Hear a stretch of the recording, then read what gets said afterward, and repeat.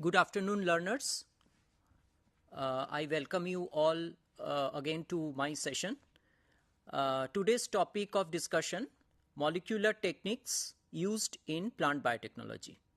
Now, in some of my earlier sessions, I discussed about the genetically engineered plants, their utilities, and the biosafety issues connected with the genetically modified plants.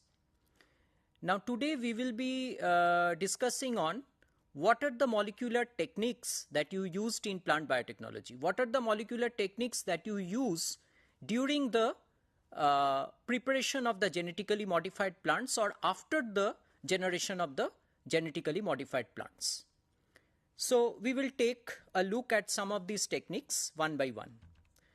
Now the techniques that we are going to discuss today: southern blotting, northern blotting, western blotting, DNA fingerprinting technique, DNA markers, RFLP and RAPD, restriction fragment length polymorphism, and randomly amplified polymorphic DNA, polymerase chain reaction, reverse transcriptase polymerase chain reaction, which we also call as RT-PCR, DNA sequencing, and ELISA. ELISA stands for enzyme linked immunosorbent assay or analysis, whatever. Now, so these are the techniques, and these are all included in BBYET 143, that is Economic Botany and Plant Biotechnology, which is included in Unit 13 of Block 4. So you will find all these techniques in this particular unit, and I'm going to explain these techniques one by one. Now, before going into the actual subject or before going into the techniques, first of all, I would like to mention that once you develop a genetically engineered plant, then you need to analyze whether you have constructed the genetically engineered plant in a proper fashion. That means you need to undergo certain molecular analysis. Now, what do you mean by molecular analysis? If you remember that when we construct a genetically engineered plant, the first thing is we need to clone a gene. And therefore, the gene of interest has to integrate within the genome of the transgenic plant. Number one. Number two is, after the gene is being integrated in the genome, the gene has to express itself. That means the transcript has to be generated. Third, even after the formation of the transcript, the protein has to accumulate or the protein has to be synthesized. Okay, so there are three steps. First, you need to check whether the gene has been integrated. Second, whether the gene is being expressed. And third, whether the gene is actually able to translate. We call this process as translation. That is where the protein is being synthesized. So ultimately, whether the protein has been accumulated or synthesized or not. So for these three steps, we have three techniques which are listed in the very first 3 points, that is southern blotting, northern blotting, and western blotting. So now we will take the technique one by one. Now first is southern blotting. Southern blotting, this is a technique which was given by Edward M. Southern in 1975. So he was the discoverer of this particular technique, and after his name, this technique is also known as southern blot or southern blotting. Now what do you essentially do in this southern blotting?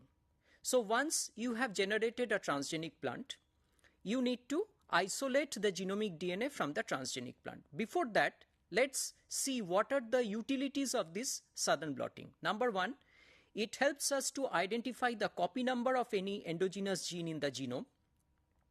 Number two, detection of integration of a foreign gene in the genome, mapping restriction sites around a single copy gene sequence in a complex genome, evolutionary relationship among organisms, determine the genetic alterations causing a mutation. So these are some of the utilities or some of the applications of the southern blotting technique. So here you can see the steps. Now what you do, in this case? How do you undergo a Southern blotting experiment? Like, you need to know how many copy number the gene is present, whether the gene is present in a single copy or whether the gene is present in double copy or multiple copies. And as I already told you, whether the gene which you have cloned is ultimately being integrated within the genome of the recipient plant, that is the transgenic plant. Because if the gene is not there, then you will not get the expression. If the alien gene or foreign gene is not there. So you have to first confirm whether the gene has really entered into the recipient plant. So for that, what you need to do, first of all, you need to isolate the genomic DNA from the transgenic plant or from any plant. Then you need to digest the genomic DNA with restriction endonuclease enzymes. So there are many enzyme sites. There are some common restriction enzyme sites within the genome. For example, EcoR1. This is a very common restriction enzyme site. So you can use this enzyme, or you can use even two enzymes, two restriction enzymes simultaneously to digest the genomic DNA. So once the genomic DNA is digested, next what you need to do is you need to check whether the digestion is complete. So you need to run an agarose gel, or you need to undergo agarose gel electrophoresis. So you need to load the genomic DNA or the restriction enzyme digested genomic DNA in the agarose gel and then run the gel. So once the gel is run and you stain the gel with ethidium bromide, you will be able to see fragments because the genomic DNA is digested into fragments. So several fragments. So now what you do is you need to transfer this DNA, or you need to transfer the digested genomic DNA onto a membrane. That is, it can be nitrocellulose membrane, it can be nylon membrane. So you need to transfer the DNA onto membrane, and there is a particular technique, or there is a particular way by which you can do that. I am shortly coming to that. That is capillary transfer. So now after the DNA is being transferred to the membrane, we call it a blot. That means the membrane is the support where the DNA is being transferred. So now what you have the membrane with the DNA. And then what you need to do is you need to add a probe. What is meant by probe? For instance, you want to check the gene of interest. So what you do is you need to radioactively label a particular gene sequence. So normally we use alpha 32P as a radioactive isotope, and we label the DNA sequence or the gene sequence. So you prepare a probe, and with the membrane what you do is you first add some hybridization pre-hybridization solution, okay, and you need to add a competitor. Why you need to add a competitor? Because you want to restrict the non-specific binding. So the competitor normally which you use in this case is the sheared salmon sperm DNA. So you use it to block the non-specific binding, and then after that what you do is in the hybridization solution you add the probe. So if there is a complementarity, or if the gene is already there in the genome, then this gene sequence or the probe, it will actually bind to the genomic DNA fragments. It will find its complementarity and it will bind, and therefore upon the development of autoradiography, that is when you expose it to X-ray plate and then you go for the autoradiography, you will find that there is a binding. That is, the probe has actually bound to the particular sequence in the genome, and therefore you will be able to confirm that the gene of interest has been integrated. So this is actually the principle of the Southern blotting. So first of all, now there are certain points which need to be remembered in this connection. There are certain techniques which need to be followed. Certain protocols need to be followed. Like number one, large DNA fragments greater than 10 kilobase pair, they require a longer transfer time than short fragments. To allow uniform transfer, the electrophorese DNA is exposed to a short depurination treatment. That means after the gel run is complete, now you need to process the gel. Before you transfer it to the membrane, you need to process the gel. For instance, initially you need to treat the gel with hydrochloric acid for depurination. And after depurination, you expose it to alkaline hydrolysis at the depurinated sites so that it denatures the fragments prior to the transfer. So this denaturation step is very important in presence of alkali. Sometimes we need to neutralize it. Sometimes we need to treat it with a neutralization solution after hydrolysis. An alternative method uses positively charged nylon membrane which remove the need for extended gel pretreatment. So you can go for nitrocellulose membrane or you can go for the nylon membrane. In this case, the DNA is transferred in native form and then alkali denatured in situ on the membrane. So this completes the transfer process, or rather I would say the first part of the transfer process, where the processing of the gel is complete. Now, during the transfer process, while you are now transferring the DNA from the gel to the membrane, what are the steps that you need to follow? Now, you have the agarose gel now, where the DNA is, you have run the DNA. Okay. So the agarose gel is now mounted on a filter paper wick which dips into a reservoir containing transfer buffer. So the transfer buffer which we normally use in this connection is SSPE. We call it a saline sodium phosphate EDTA. So we normally use this, or sometimes we use SSC, that is saline sodium citrate. So this is actually the transfer buffer. The hybridization membrane is sandwiched between the gel and a stack of paper towels which serves to draw the transfer buffer through the gel by the capillary action. The DNA molecules are carried out of the gel by the buffer flow and immobilized on the membrane. Initially, as I told you, people used to use mostly nitrocellulose, but the nitrocellulose membrane has some drawbacks. That is, it is fragile in nature. And therefore, nowadays, mostly we use the nylon membranes, supported nylon membranes, which have greater binding capacity for nucleic acids in addition to high tensile strength.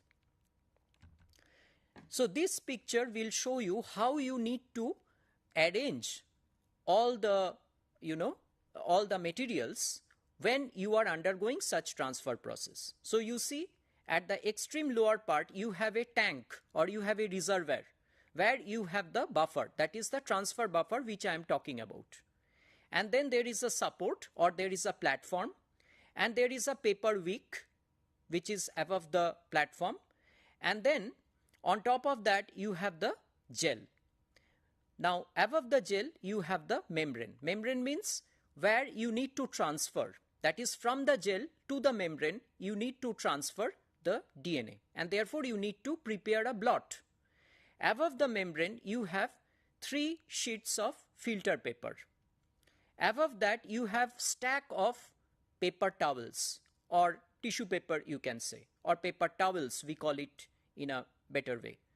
And then you put a glass plate, and above the glass plate you put some weight. That is in the common balance. For the common balance you have certain weight. You can put those weight.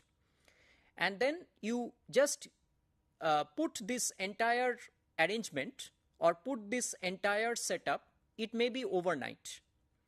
So the next day when you come, you will see all these materials are wet, because from the reservoir there is a suction and there is a capillary transfer, okay, because you have given the paper wicks which actually will absorb the buffer, and in the process, this capillary transfer process, what happens is from the gel to the membrane there is a transfer of DNA.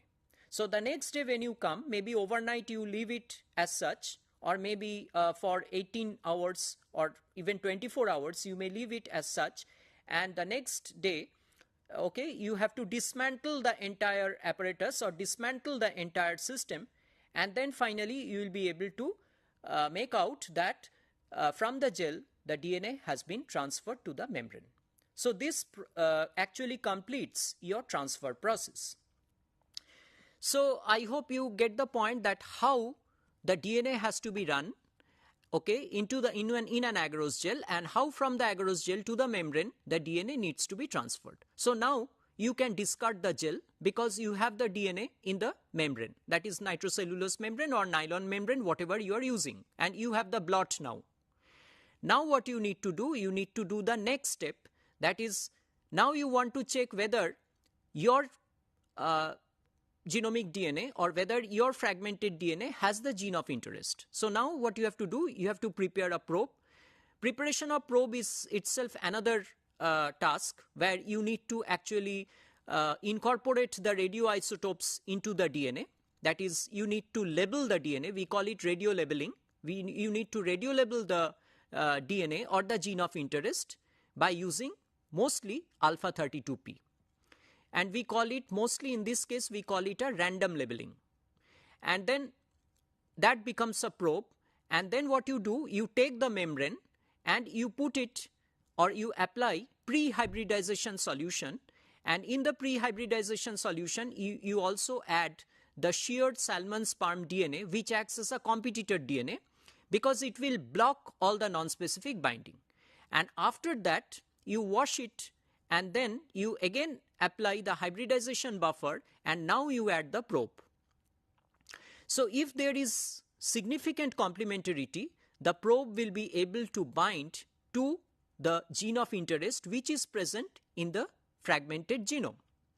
And thereafter, you need to develop it. You need to develop the X-ray film, expose it to X-ray film, and develop and go for an autoradiography.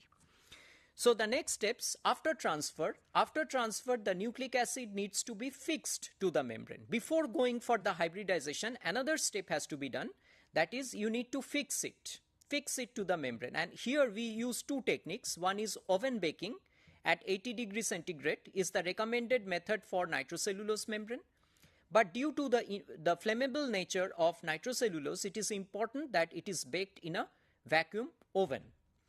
Alternative fixation, which we more commonly use in the laboratories, it utilizes ultraviolet cross-linking based on the formation of cross-links between a small fraction of the thymine residues in the DNA and the positively charged amino groups on the surface of nylon membranes. So we normally go for the UV cross-linking method, which means that the DNA which you have transferred to the blot or the membrane is permanently fixed to the membrane. It will not wash off.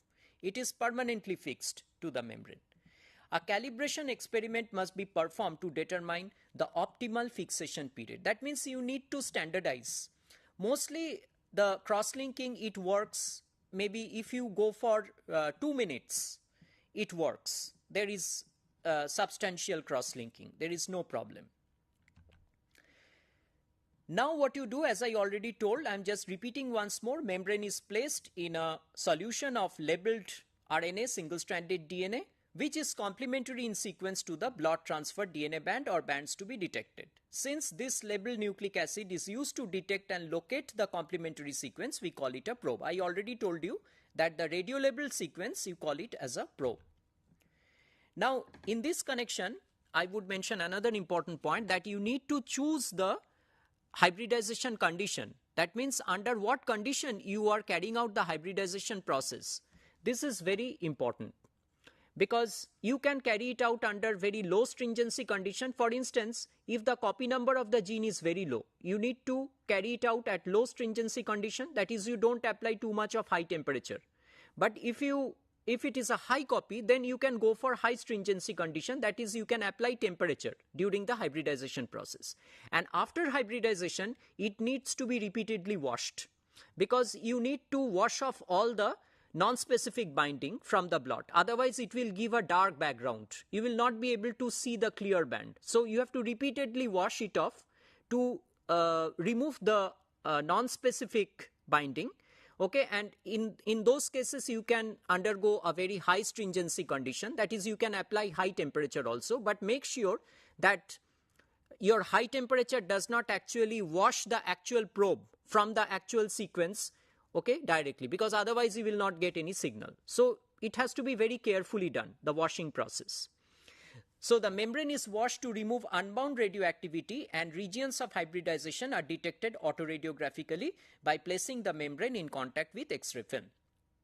So that completes your, so if you get a band, then you will be able to make out that yes, okay, my genome has the gene of interest. So hybridization under conditions of relatively low stringency permit a high rate of hybridization, but if you go for high stringency, increasing stringency, then it can be done at high temperature or more commonly lower ionic strength. So this is how it looks like. If you see a southern blot, okay, it will look like this, that see, in this case you are getting distinct band, which means that your gene of interest is there. But in certain cases you can see two bands, in certain cases you can see one band. One band means the gene is present in single copy.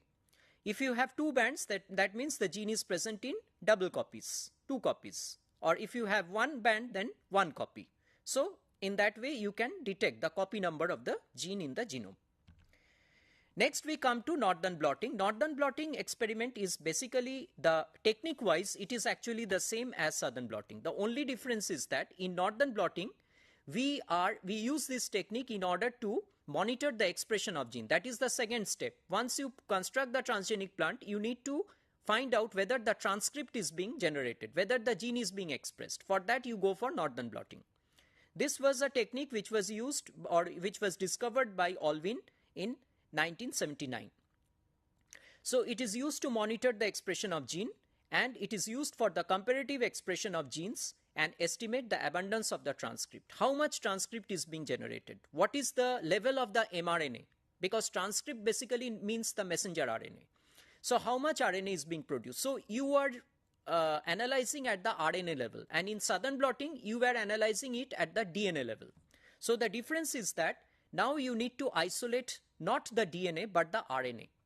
So you can isolate total RNA extraction, and then you can either use the total RNA for the northern blotting experiment, or you can use the messenger RNA. If you want to purify the messenger RNA, then you have to pass the total RNA through oligo-DT column, oligo-DT cellulose column, where only the mRNA will be trapped, because the mRNA, it has the poly-A tail.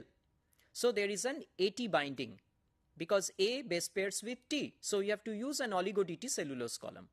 But you can even use the total RNA also for the northern blotting. So basically the process is the same like southern, but the difference is that you need to transfer the RNA.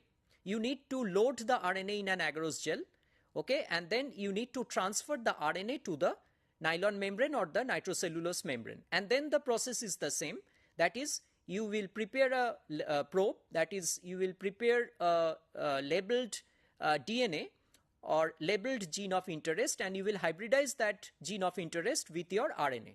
So if the transcript is generated, if there is transcript, then ultimately the gene of interest which you have used as a probe will bind to the messenger RNA, so that you will be able to find out that the messenger RNA transcript is generated. Alternately, you can also compare between samples. For instance, I give you 3 samples and I ask you which sample has the highest expression of the gene.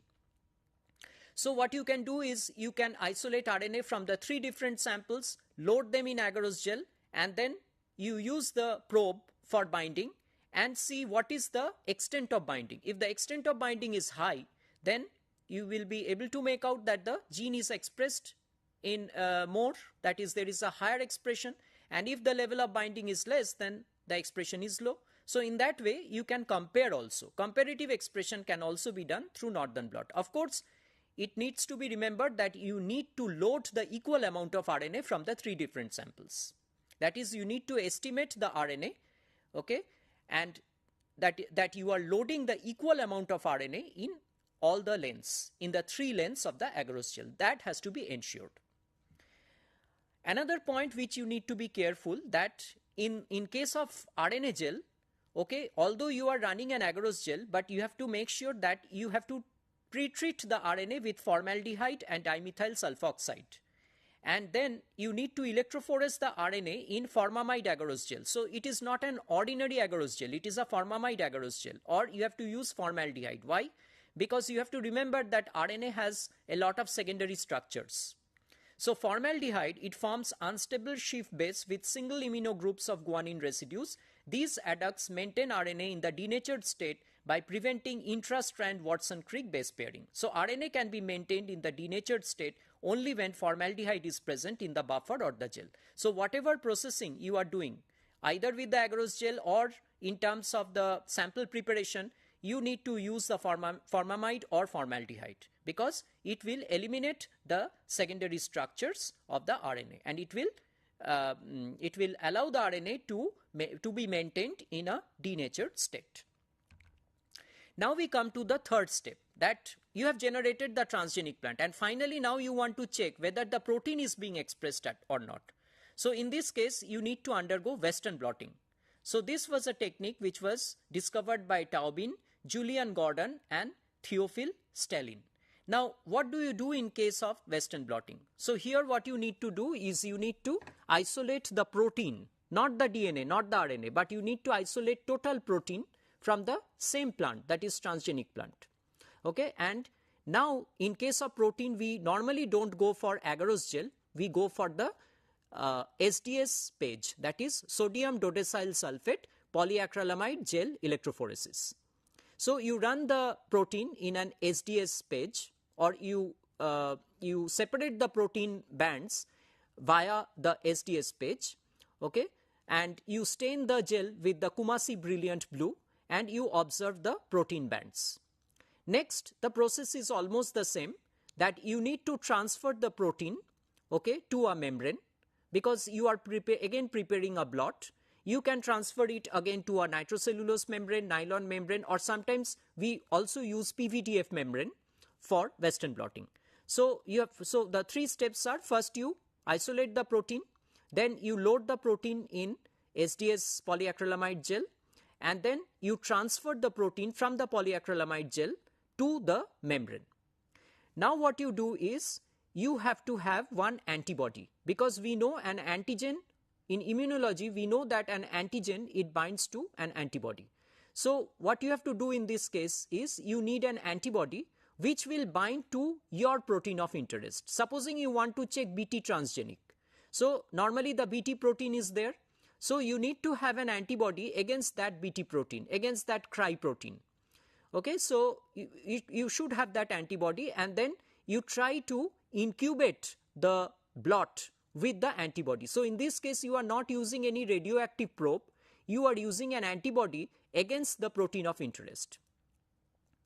Now again, in this case, you have to be careful that you need to eliminate the non-specific binding, and for that you have to incubate the blot with a competitor protein, which in most of the cases we use BSA, that is bovine serum albumin. So you incubate the blot with this protein first, and then you add a substrate buffer, and then you add this particular antibody. Okay, after it is being blocked, you add the primary antibody. So if there is the protein being accumulated, then this primary antibody will bind to the protein of interest. Then what you do is you apply a secondary antibody, which will bind to the primary antibody, but this secondary antibody is linked to some reporters, maybe one enzyme linked antibody. Why you are using this enzyme linked? Because after the secondary antibody is added, then finally you need to develop the band, and for that you can apply a particular substrate which will be utilized by that particular enzyme, and you get a colored band. When you add a particular substrate, then this enzyme will be able to degrade that substrate and generate a colored band. So in that way, by visualizing the band or visualization of the band, you will be able to make out whether the protein is being accumulated or expressed. So I just go through the technique: transfer of electrophoresed protein from a polyacrylamide gel to a membrane of nitrocellulose or nylon. Then you use the antibodies Normally in Western blot, we don't go for labeled probes. Normally we go for the antibodies. And then here you are actually using a sandwich approach. That is, single preparation of labeled second molecule can be employed. You can apply a secondary antibody. Sometimes the secondary antibody can be labeled also, but normally we go for enzyme linked secondary antibody.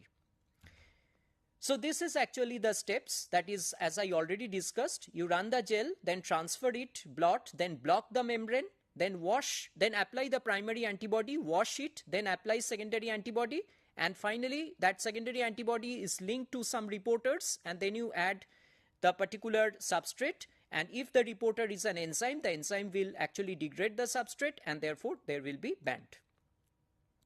So in that way you can find out, even you can compare the expression of different proteins or expression of protein between different samples, just as you did in northern blot, you can do it here also. So these are the three very important techniques that you use in the analysis of the transgenic plants, and it is almost a routine work in almost genetically engineered labs, and one has to learn these techniques very properly. Next we go to the DNA fingerprinting, another very important technique. In animal system or in animal world, we know that DNA fingerprinting is very commonly used in case of certain, like, you know, in case of criminal cases or in case of paternity disputes. We normally go for the DNA fingerprinting. We use this technique to solve these problems. But in the plant system also, DNA fingerprinting is very much routinely used. And it was first discovered by Alec Jeffreys in 1984. Certain sequences of highly variable DNA known as mini satellites, which do not contribute to the function of genes, are repeated within genes. Mini satellites are repeated within the tandem repetition of a short motif that spans 0.5 kilobase to several kilobases in length. And these mostly show polymorphism. That means there is a variation in the number of the repeats. So they can cross-hybridize with similar loci throughout the genome, and therefore they can be used as fingerprinting. So fingerprinting is nothing but it's a mode of identification. So it is used to isolate and identify variable elements within DNA sequences, and this is routinely used in forensic science and in paternity dispute cases, especially in animal biotechnology. So what are the steps? You isolate the DNA. So the first steps, the initial steps are similar like southern blotting. You isolate the DNA, digest the DNA with enzyme, restriction enzyme, then separate it through electrophoresis, blot the separated fragments onto membrane like nylon membrane, and now what you do is you hybridize the fragments using specific probes. What are those probes? These are called VNTR, that is variable number of tandem repeat. So you use these VNTR probes for binding, and then again you have to develop the blot through autoradiography, and then you go for the analysis of the hybrid fragments. So you see it has similarity with southern blotting. Only difference is that the choice of the probe, that is different in this case. Now in plant biotechnology, we have one very important topic called marker assisted selections, or we use certain DNA markers. Now the two such very common DNA markers which you have in the plant biotechnology are RFLP and RAPD, restriction fragment length polymorphism, that is RFLP, which was discovered by Botstein and co-workers in 1980, and RAPD. So I first take RFLP. Now what are the applications of RFLP? In fact, there are several applications, and I have listed only very few of them, like construction of linkage map of any genotypes and genes linked to certain specific agronomic characters are successfully mapped by RFLP markers. In certain disease management, like you want to detect certain pathogens, like RFLP based on VNTR from genomic library of Pythium has been used to identify the plant pathogen Pythium. Analysis of somaclonal variation. Now I hope that you know the meaning of somaclonal variation. What is somaclonal variation? That is, in course of tissue culture, when you are culturing any plant, like when you go for genetically engineered plant also, you have to go for transformation, plant transformation, which I discussed in my earlier sessions, that plant transformation through agrobacterium tumefaciens mediated transformation. and or you can go for the gene gun or particle bombardment. But the thing is that while you are undergoing this culture process, there can be certain variations, and these appear spontaneously. There can be certain variations which you might come across when you are culturing, when you are going for tissue culture or cell culture. So these variations are called somaclonal variations. Some of the somaclonal variations can be very useful. In fact, many desirable traits that we have got, okay, economic traits that we have got, they have come directly from somaclonal variation. But sometimes again they might be detrimental. They might lead to the plant death. Okay, so it depends. So these somaclonal variations, you can use the RFLP molecular markers for detection of this genetic variation and prediction of genetic distance between possible parents. How close the parents are, that can also be predicted through RFLP. So what are the steps in RFLP mapping?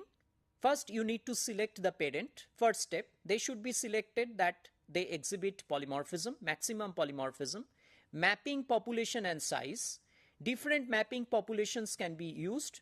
Usually it is the F2 population derived from F1 progeny or backcross population which is selected. So the size of the population is very important.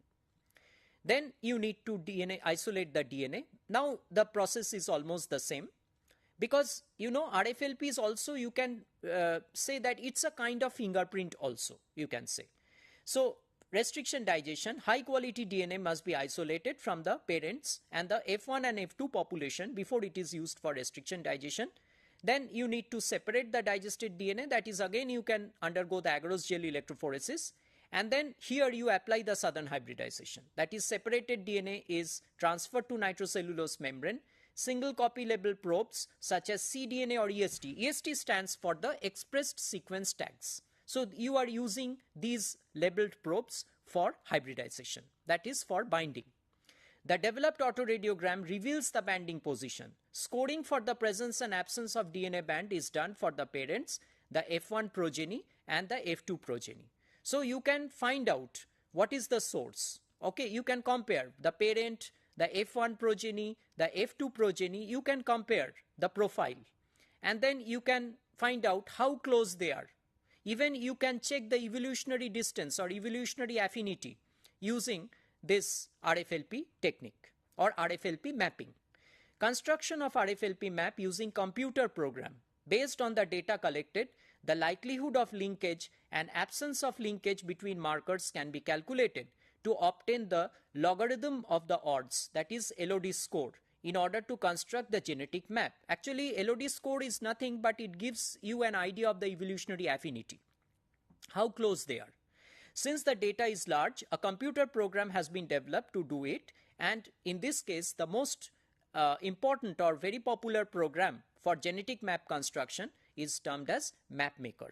So using all these tools or using several statistical tools and computer softwares, you can actually construct RFLP map, that is restriction fragment length polymorphism map. So this is actually the profile that that they have shown in RFLP profile. You can see that is lane number 2 and lane number 5. They are typical pattern, but there are variations you can see in lane 1 and lane 3 because they are having one extra restriction site. And lane 4, as you can see, it's more variation.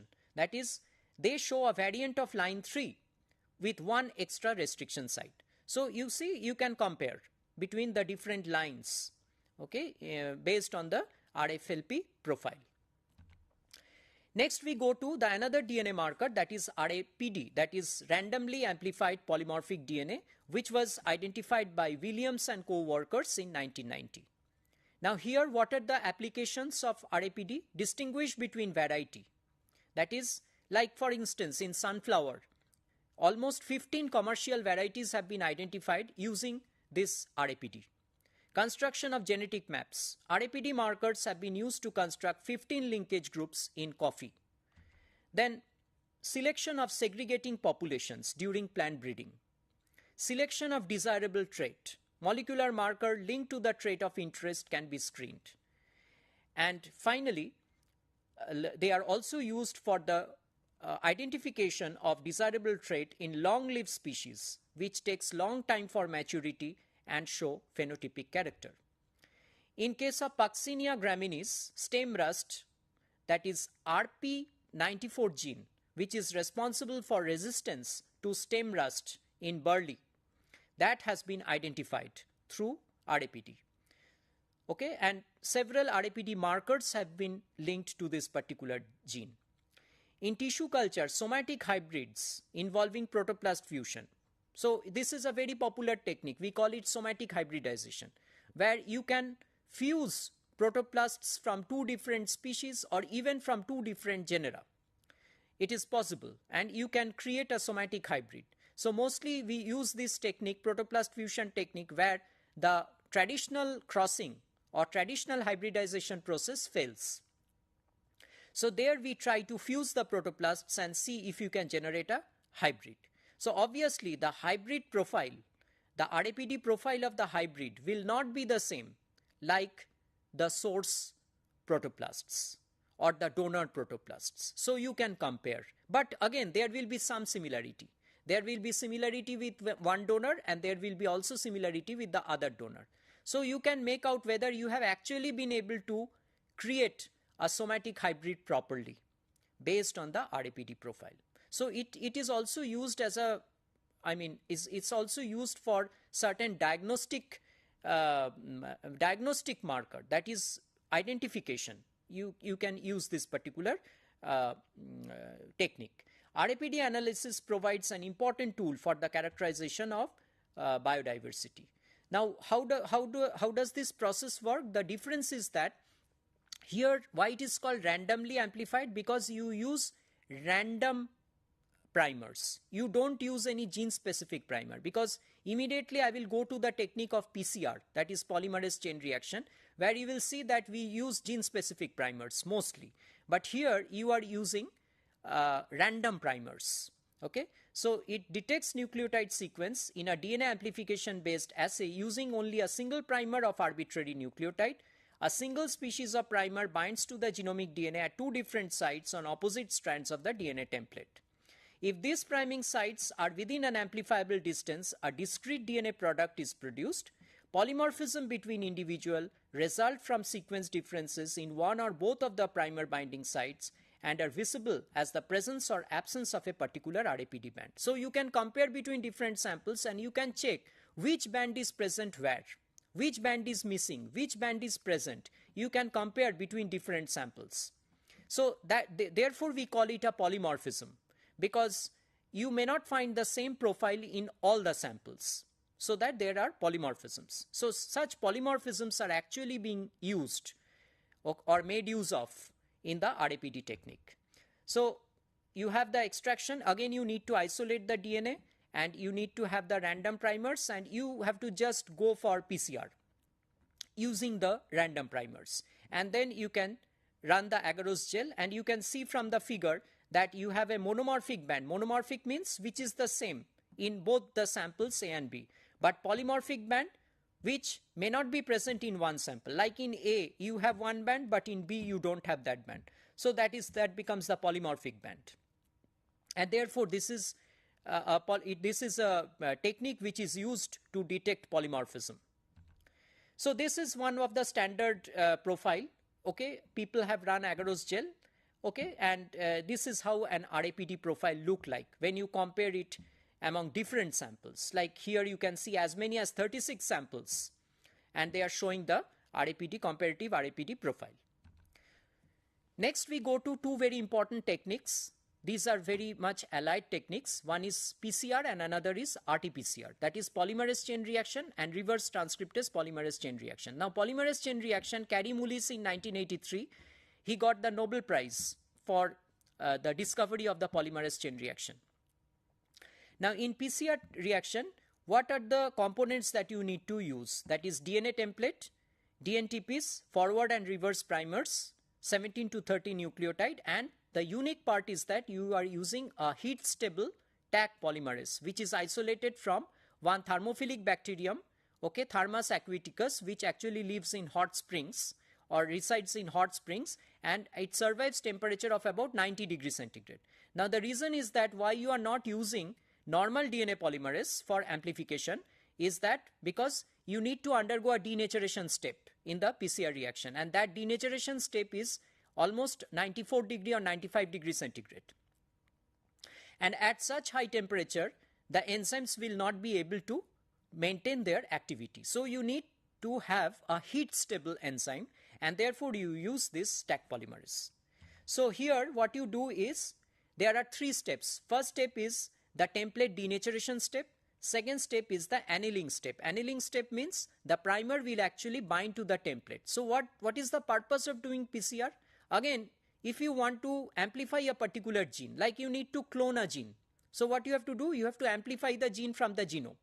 So you need to have the gene specific primers, and you can, through PCR, you can amplify the gene, or you can get the gene or derive the gene from the genome, and then you can clone the gene.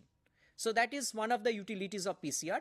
Another utility is that you can even confirm through PCR that whether the gene of interest is present in the genome or not. That is, the purpose is the same like Southern blotting. Okay, so even the thing that you got through Southern blotting, conclusion that you got through Southern blotting, okay, regarding the integration of a gene can also be derived from the PCR or polymerase chain reaction. So denaturation, then the primer annealing. Primer has to anneal to the template, and then the DNA synthesis.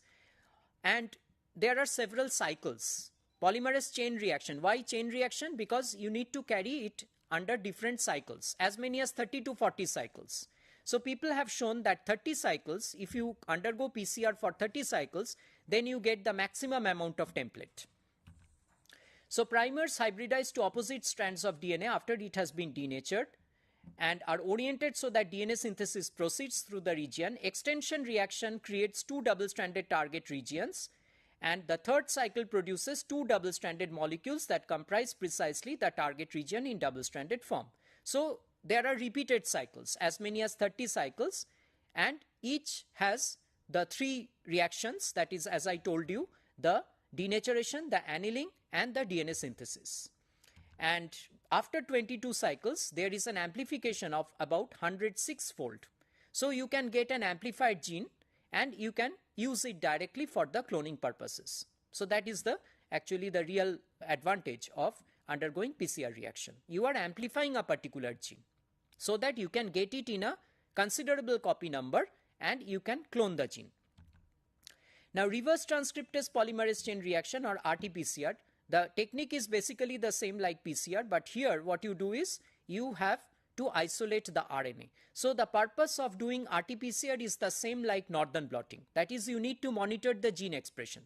So what you do in this case, you isolate the RNA, and then using the reverse transcriptase enzyme, you convert the RNA to the cDNA or the complementary cDNA. So the primer annealed to the RNA of interest is usually a synthetic oligo-DT or a synthetic oligonucleotide complementary to a specific transcript, and this DNA-RNA hybrid will serve as a template for reverse transcription. So you use the reverse transcriptase enzyme, and you get, using the cDNA, you get the desirable target gene of interest. That is, whether the gene is expressed or not can be confirmed through RT-PCR.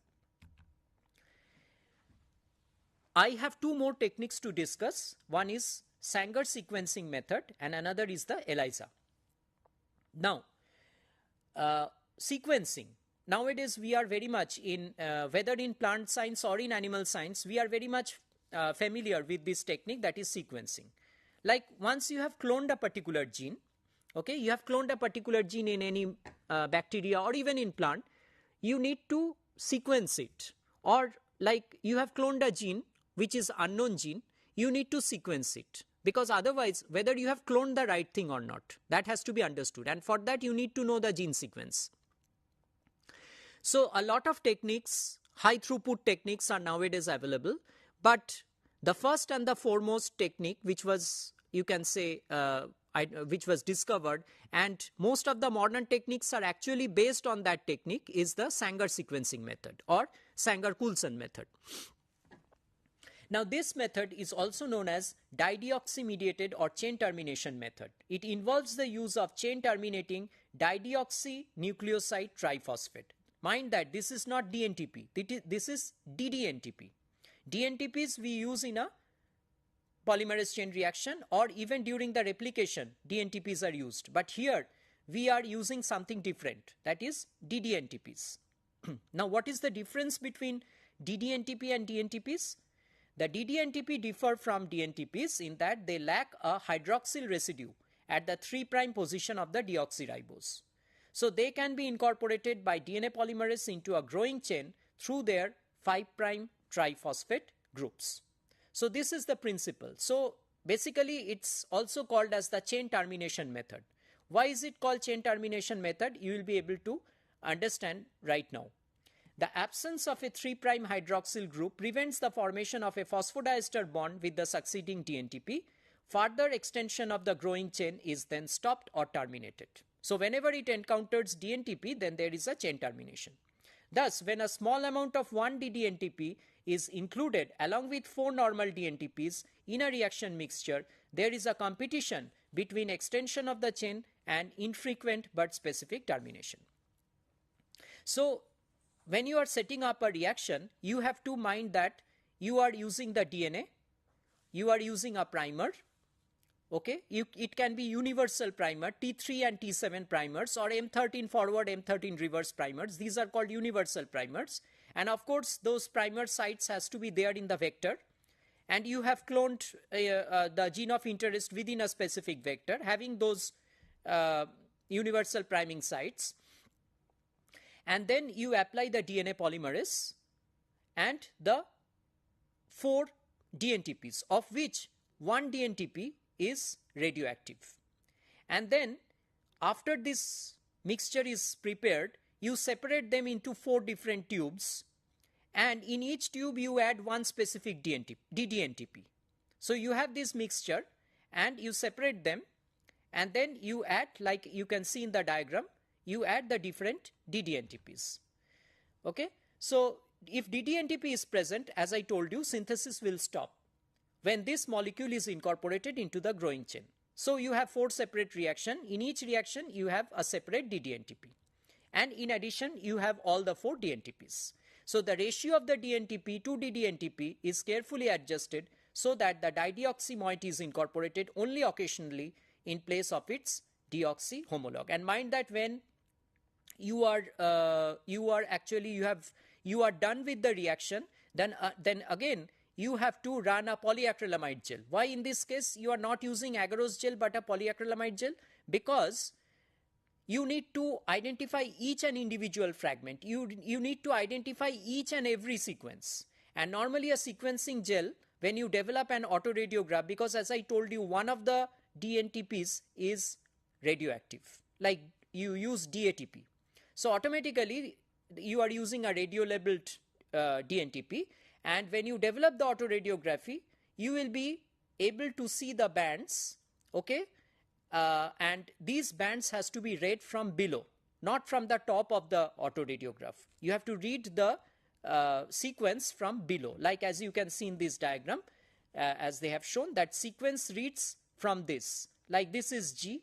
G corresponds to, as I told you, DD-GTP. C means this reaction is DD-CTP. This one DD-TTP, and so on. So G, like this sequence will be like first G, then A, then another A, then it will be T, and so on. So in that way, Sanger sequencing is being done. Lastly, we come to the technique called ELISA, or the enzyme-linked immunosorbent assay. Now this technique is very much commonly used in medical science, okay, because this is actually an immunological technique, but in plant science also we use ELISA, okay. So an enzyme conjugated with an antibody reacts with a colorless substrate to generate a colored reaction product. Such a substrate is called a chromogenic substrate. A number of enzymes have been employed for ELISA, including alkaline phosphatase, horseradish peroxidase, and beta-galactosidase. So this technique was again developed by E. Engvall and P. Perlman in 1972. Now this ELISA, it can be of 3 different types. First one is called as the indirect ELISA. Now what happens here? the serum or some other sample containing primary antibody is added to an antigen coated microtiter well. So here it's microtiter well and antigen is coated. Then after any free antibody is washed away, the presence of antibody bound to the antigen is detected by adding an enzyme conjugated secondary anti-isotype antibody which binds to the primary antibody. Any free antibody is then washed off and the amount of colored reaction product is measured by spectrophotometric plate. So in this case, antigen is coated and you add the antibody. Sandwich ELISA, it's just the reverse. Here the antibody is coated. That is microtiter well, you coat it with antibody. So, okay, and then it is immobilized and then you apply the antigen and allowed to react with the immobilized antibody. Then you go for the washing and you use the second enzyme linked antibody for a different epitope on the antigen. Lastly, in case of competitive ELISA, this is another variation. Here what you do is you first mix the antibody in a solution with a sample containing antigen. You have the antigen antibody mixture and then you add it to a antigen coated microtiter well. So if there is more antigen, there will be more binding of the antibody and therefore the free antibody will be less available to bind to the antigen coated well. And then you apply or add the enzyme conjugated secondary antibody which is specific for the isotype of the primary antibody. So this is a competition. Basically there is a competition, okay, and that is why it is called as the competitive ELISA. So, so today we have actually discussed these techniques, some of the very important techniques which are routinely used in plant biotechnology, and of course techniques like PCR, RT-PCR, sequencing, southern blotting, northern blotting, western blotting. These have to be very, very carefully understood because as I told you, these are routinely used in molecular biology, in plant molecular biology, especially when you are going for genetic engineering. Okay, and in the breeding, plant breeding areas, mostly we use the markers like the techniques that I discussed, that is DNA fingerprinting, then RAPD, RFLP. These are more commonly used in the plant breeding areas. But in transgenics, mostly we have the PCR, RT-PCR, southern blotting, northern blotting, western blotting, fingerprinting, sequencing. So these are the techniques. So please go through these techniques very carefully because at the graduate level, because even if you later on go for the postgraduate studies, you will need these techniques. Maybe you need to learn this. You can also have a hands-on training of some of these techniques like PCR and RT-PCR. You can also go for the hands-on training. And these will be very much required to learn, okay, the protocols and the basic principles of these techniques. Okay, so that is all for today. Thanks for your hearing, and I wish you all a very, very happy learning. Please go through the units, and in case of any queries or any doubts, you are always free to contact us. You can write to us and or you can call us. You can give your valuable feedbacks. So that is all for today. Thank you.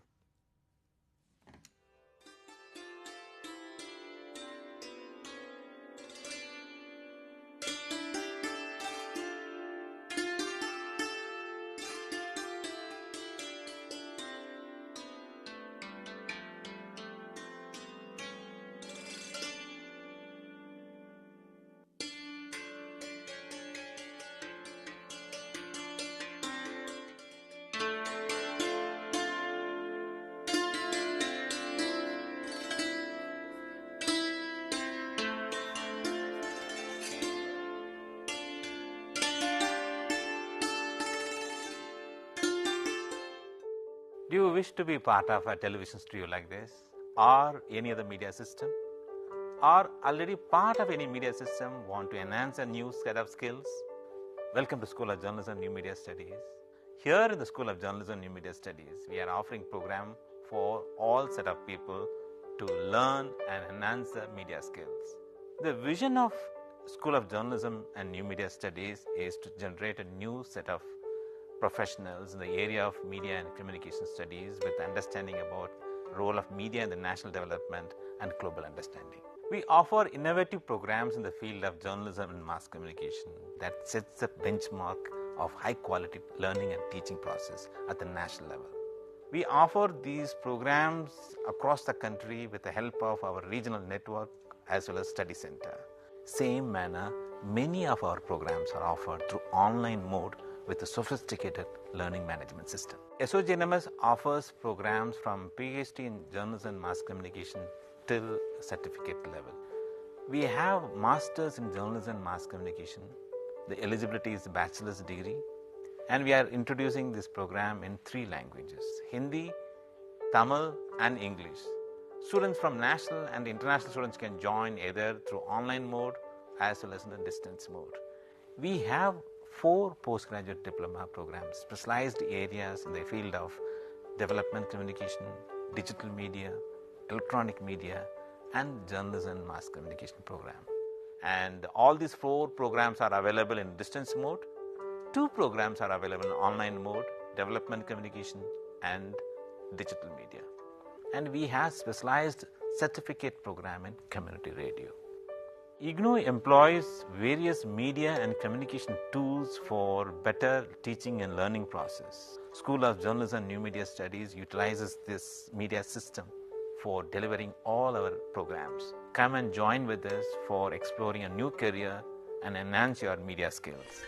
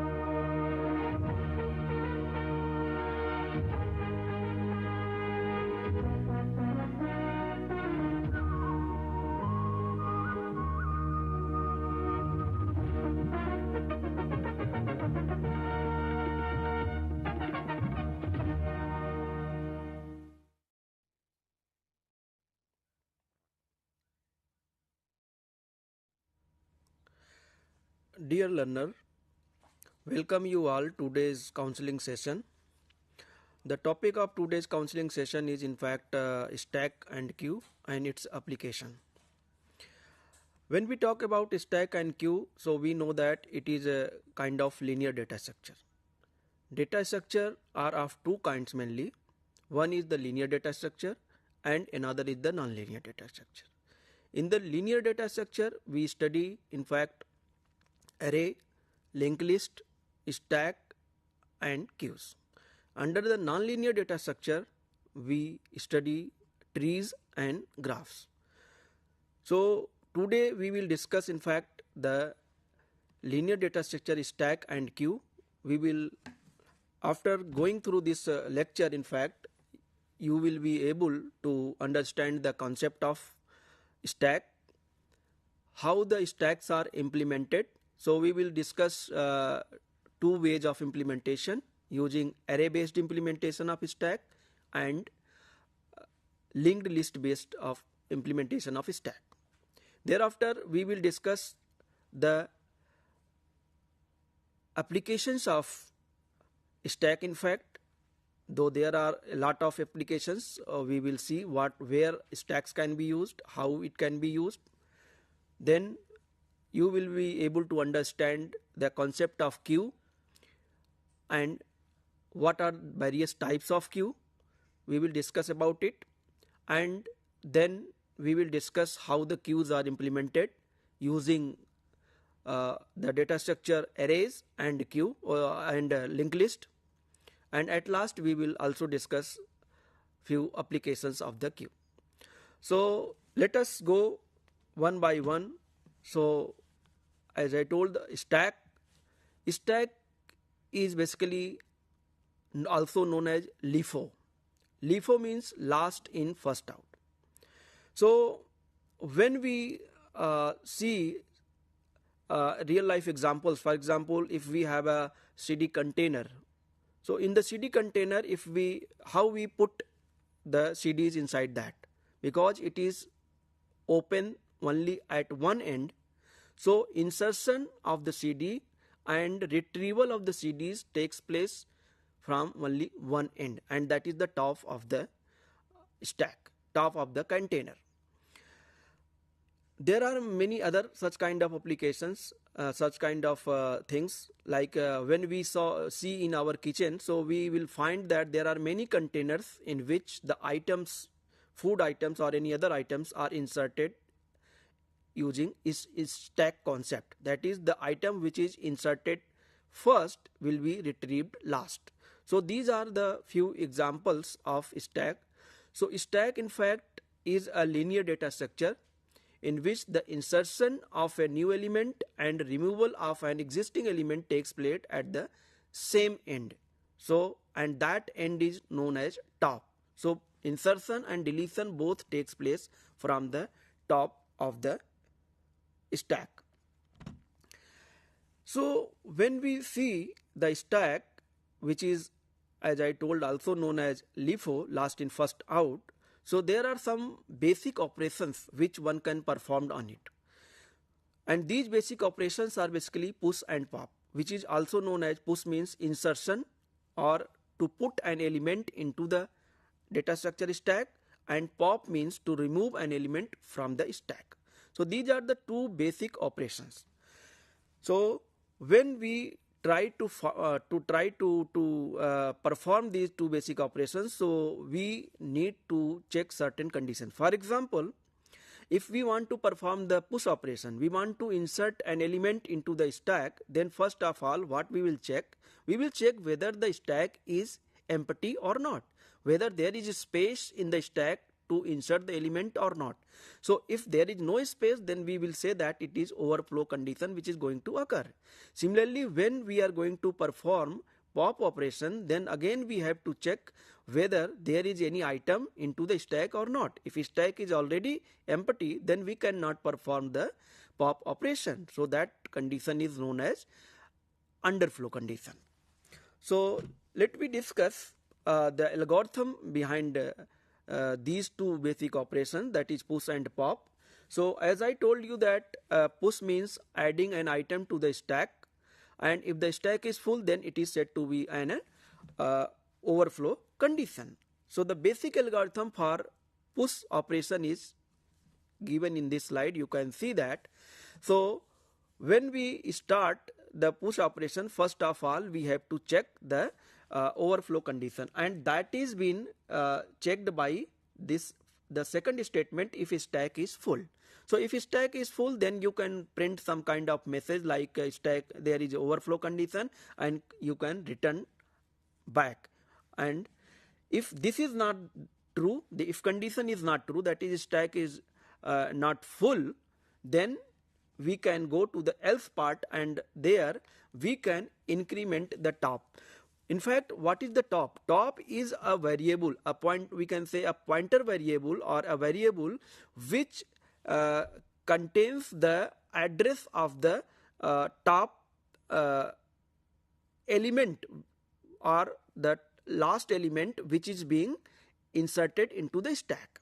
So, or we can say, if we are using say array implementation, it will contain the index of the element which was inserted last.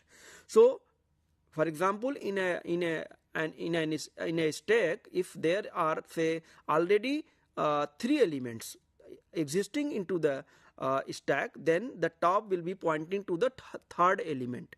So obviously, if we want to push any new item, then it should be inserted onto the 4th position. So that's why we first increment the top, that is index value of the top, and then we store the element at that particular location which is pointed by the top, and that is stack top will be assigned the value, and stack top is it may be an array or so. And once we have performed, then we will, the end condition will be closed, and thereafter the entire algorithm. So that is a very simple algorithm for push operation. Whether we are going to use array implementation or whether we are going to use linked list based implementation, in both cases we have to apply this algorithm for performing the push operation. Similarly, another basic operation which can be performed on stack is pop operation. So pop means to retrieve an element from the stack or to remove an item from the stack.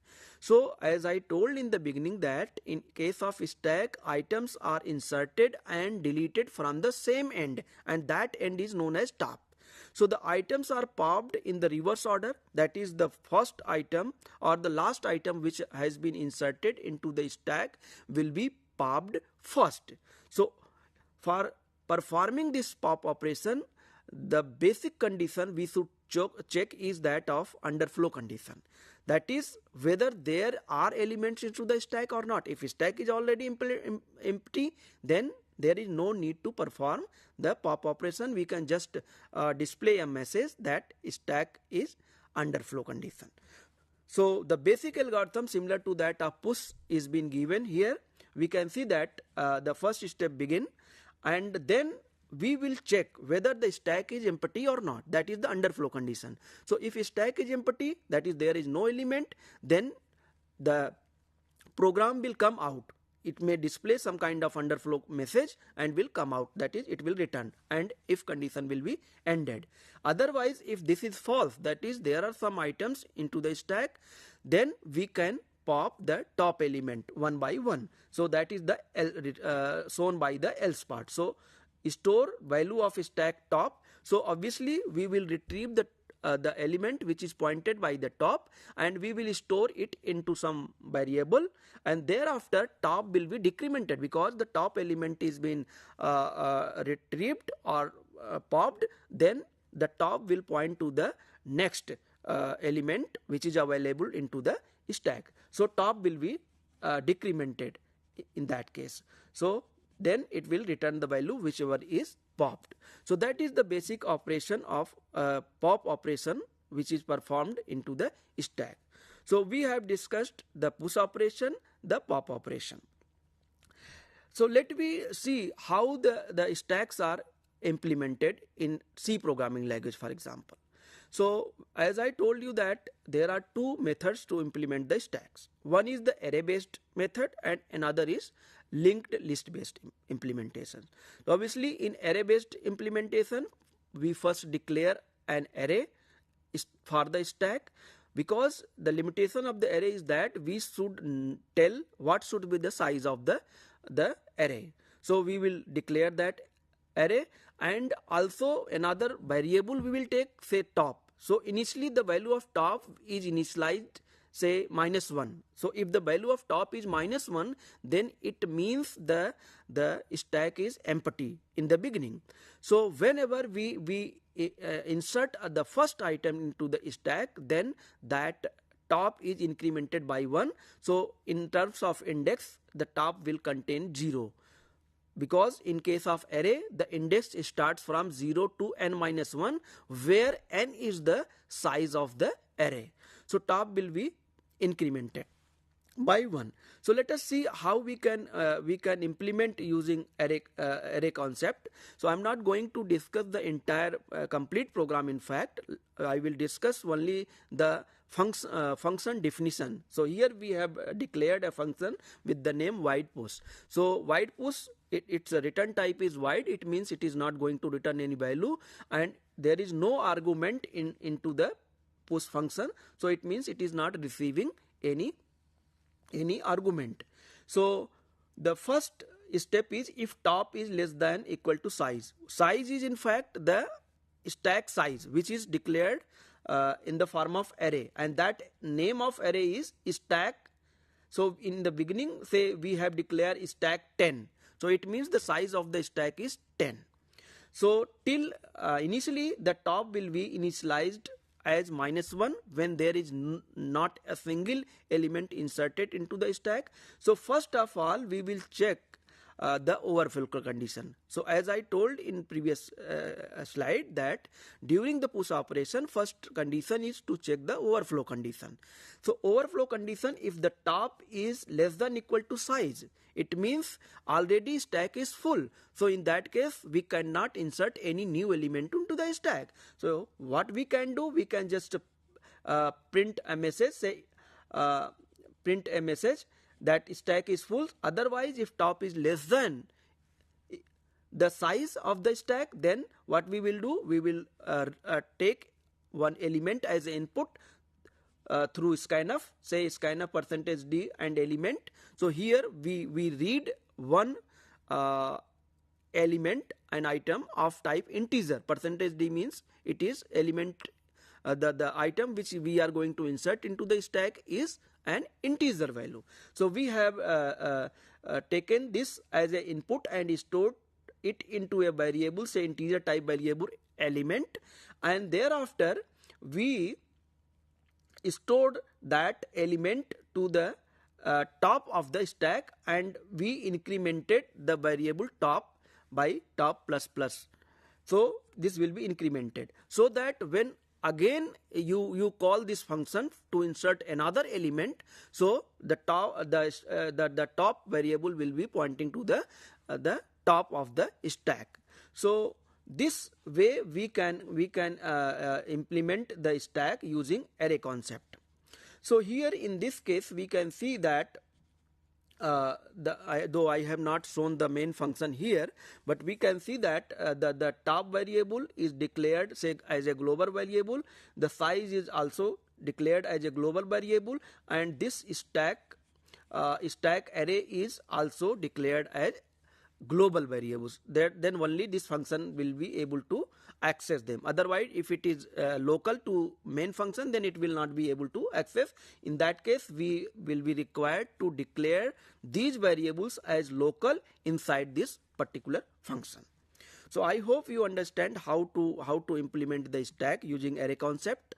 Let me discuss the pop operation. So how we can perform the pop operation into the already created stack. So as I told that to perform the pop operation, first of all we will check the underflow condition. So underflow condition will be the case when top is less than equal to 0. So if top value is less than 0, that is -1, in that case it is empty. So in that case we will just print a message that stack is empty or underflow condition is there. Whatsoever message we want to print, we can print and then come out of the function. Otherwise, what we will do, if top is greater than 0, it means at least there is one element into the stack. So what we will do, we will decrement the top minus. So in this case, the top element will be stored in a variable, say element, and that will be printed, and top will be pointing to the second element, or the top element is retrieved and it will point to the second element of the stack from the top. So this is how we can write a program or write a definition of function of push and pop for a stack if we are going to implement it through array concept. Similarly, as I told that it can be implemented using linked list also. The basic problem with array implementation is that we need to declare the size of the array in the beginning. So if we are not confirmed that how many elements there may be into the stack, then the array or the stack may be underutilized or it may be overutilized. For example, if we have declared, say, stack of size 100, but we are storing only 10 elements into it, so obviously 90 spaces are going to be underutilized, not utilized. Or sometimes we have declared, say, stack of size 10 and we are going to store, insert or push more than 10 elements into the stack. In that case, it will not fulfill our requirement. So to overcome this problem, one can use, in fact, the linked list based implementation.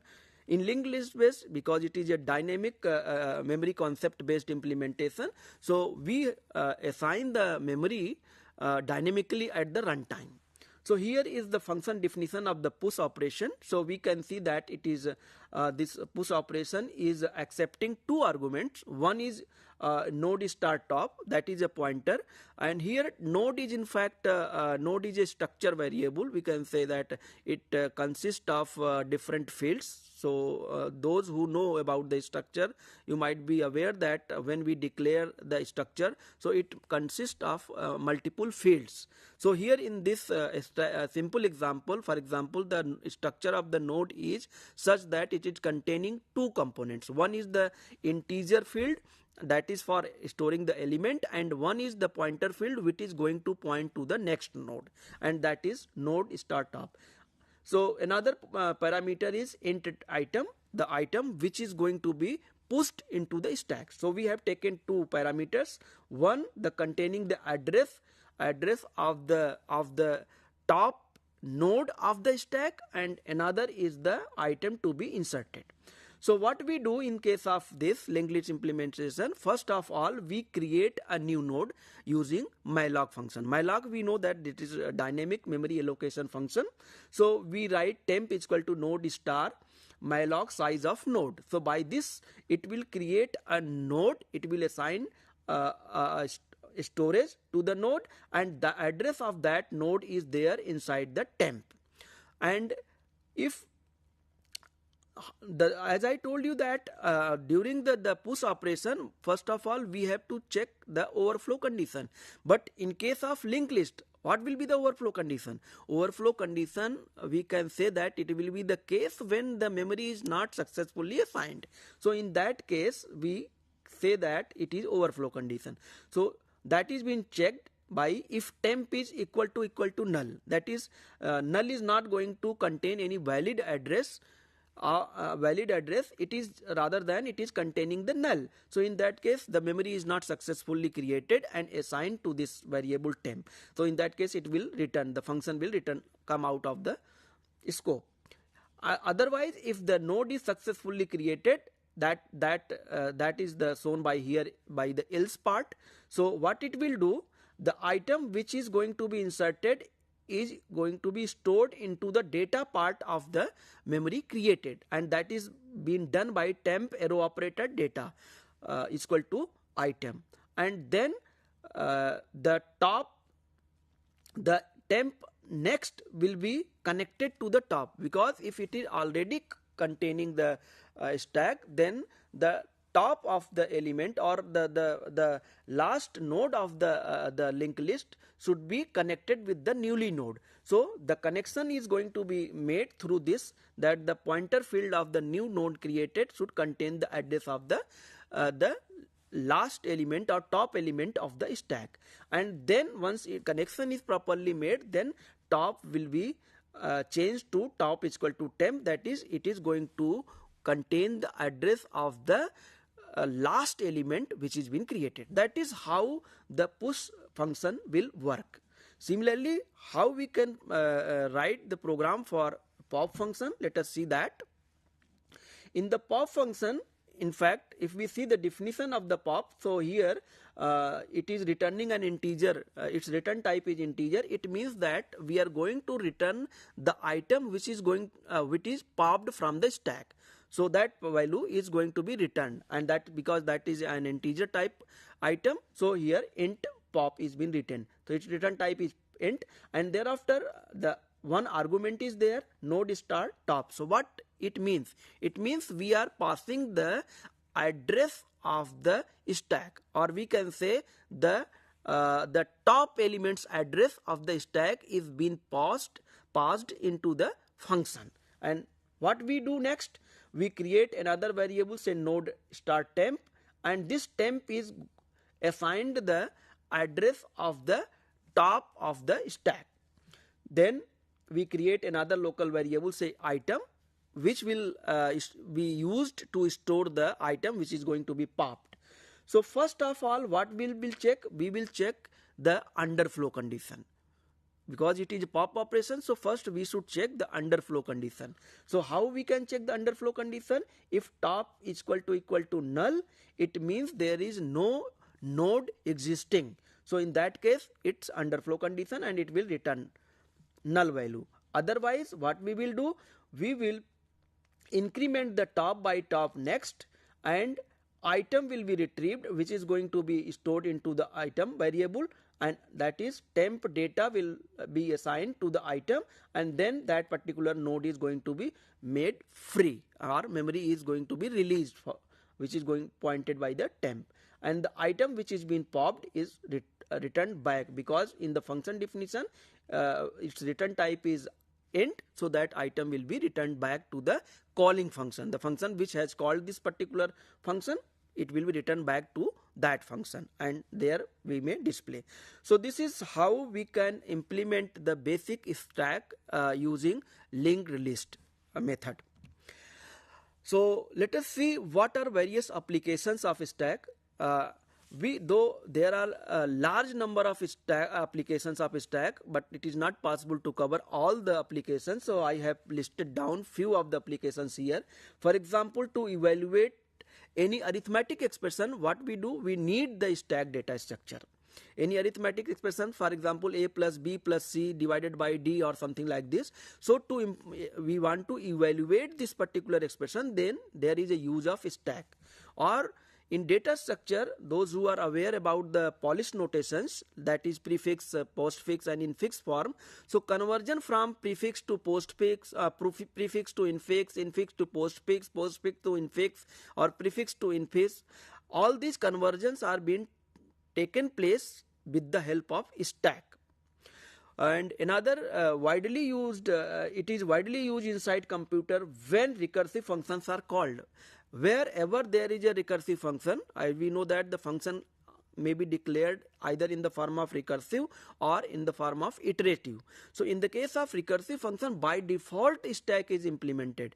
So those who are aware about the recursion, they might be knowing that there is a base condition. So base condition means when the recursive calling is going to stop. So till the base condition is not met, it is going to store the function into the stack, and it will retrieve one by one thereafter.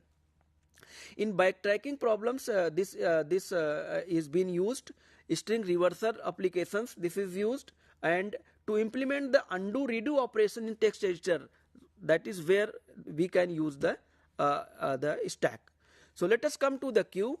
A queue is defined another linear data structure that is open at both ends. Basically, in the case of stack, we have seen that all insertion and both insertion and deletion are performed at the same end. But here, in case of queue, the insertion takes place from one end, that is known as rear end, and deletion takes place from another end, that is known as front end or head end. So the basic operations which are being performed in the queue are basically inqueue and dequeue. Inqueue means to insert an element to the end of the queue or to the rear part of the queue, and dequeue means removal of an element from the queue. And as I told that removal takes place from the front end. So here is the graphical view of the queue. We can see that there is a front end and there is a rear end. So insertion takes place from the rear end and deletion takes place from the front end. So this is about basic definition of the queue. And next thing about the queue we will discuss into the next lecture, that is how we can implement the queue, how we through either array based implementation or linked list based implementation. And also we will discuss the multiple types of queue like DQ, priority queue, in queue, input restricted queue, output restricted queue, and also we will discuss the applications of queue into the next session. I hope whatever we discussed here, you all the learners have enjoyed it, and if you have any doubt, you can write to me at my mail ID divakaryadav@ignou.ac.in. And that's all for today. We will continue this into the next counseling session. Thank you.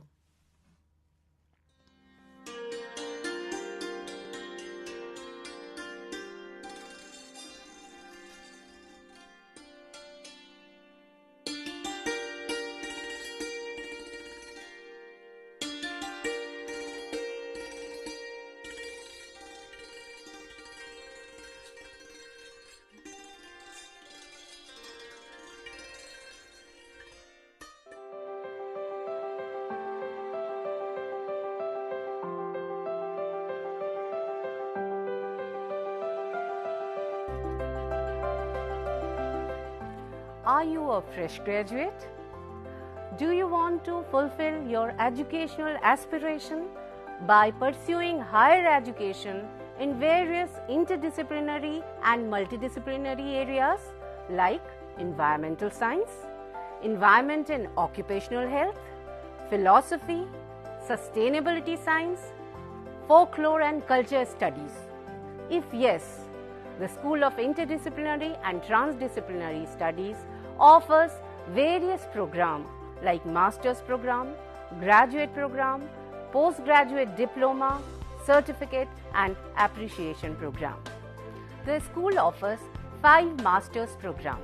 Master of Science, Environmental Science. The eligibility criteria for MSc Environmental Science is Graduate in Science, BTech, BE, Agriculture Graduate, Forestry Graduate and Veterinary Graduate. School also offers Masters in Environment and Occupational Health, Masters in Sustainability Science, Masters in Philosophy and Masters in Folklore and Culture Studies. The eligibility criteria for these 4 Masters programs is graduate in any discipline. School also offers various socially relevant and need-based PG Diploma program like PG Diploma in Sustainability Science, PG Diploma in Environment and Occupational Health, PG Diploma in Folklore and Culture Studies and PG Diploma in Migration and Diaspora Studies. The school also offers PG Certificate in Climate Change and Avshist Prabandhan mein Praman Patra. The school also offers 2 doctoral programs, PhD in Environmental Science and PhD in Interdisciplinary and Transdisciplinary Studies. The school offers various innovative technologies and multimedia for providing a very excellent student support system. The study material is of high quality. The learner support is provided through Gyan Darshan, Gyan Vani, IRC, Swayam Prabha and Swayam channel of Ignou. For more detail, please log in to Ignou website. For online admission in these programs, visit school site and also the Samarth online education portal of Ignou. So please join these programs and fulfill your educational aspiration.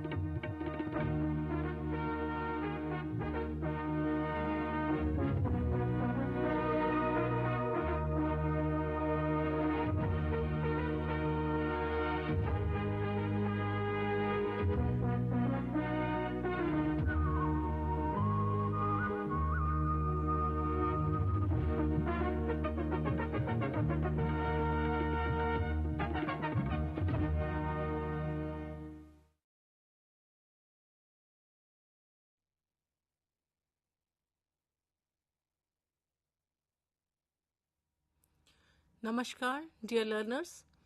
I, Dr. Shweta Tripathi, Assistant Professor from School of Engineering and Technology, welcome you for this session on Energy Management, MRW 004. Today we are going to cover the topic Energy Conservation. What is energy management?